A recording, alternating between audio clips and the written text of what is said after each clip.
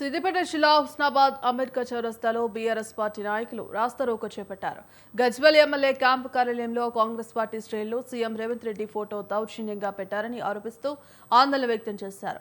అబద్దాలు చెప్పి అధికారంలోకి వచ్చిన కాంగ్రెస్ పార్టీ ఇచ్చిన హామీలను నెరవేర్చడంలో విఫలమైందని, 6 గ్యారంటీలలో ఒక ఆర్టీసీలో మహిళలకు ఉచిత ప్రయాణం తప్ప మిగతా 5 గ్యారంటీల అమలులో విఫలమైందని బీఆర్ఎస్ పార్టీ నాయకులు ఆరోపించారు. ప్రభుత్వ హయాంలో 10 ఏళ్ల కాలంలో సంక్షేమ పథకాలు ఏ విధంగా ఉంటే ఇప్పుడు ఏ విధంగా ఉన్నది ఆలోచిస్తూ ఉన్నారు. 3 రైతు భరోసా కార్యక్రమం 3 దఫాలు ఎగ్గొట్టిండ్రు. ఒక ఎకరం కేసిందన్నారు. ఆ ఎకరం కూడా సగం మందికి పడ్డా, ఇంకా సగం మందికి వాళ్ళేది.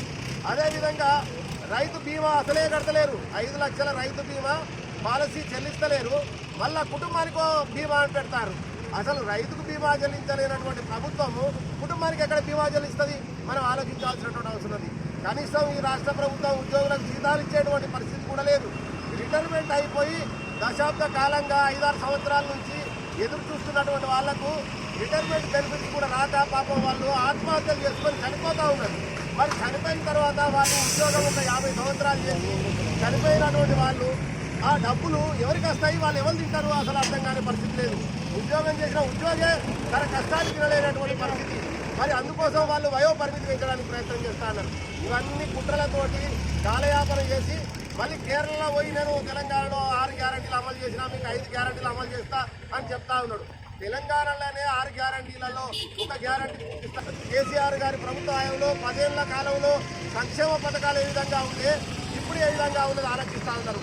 3 రైతు భరోసా కార్యక్రమం 3 దఫాలు ఎగ్గొట్టిండ్రు. ఒక ఎకరం కేసిందన్నారు. ఆ ఎకరం కూడా సగం మందికి పడ్డా, ఇంకా సగం మందికి వాళ్ళేది.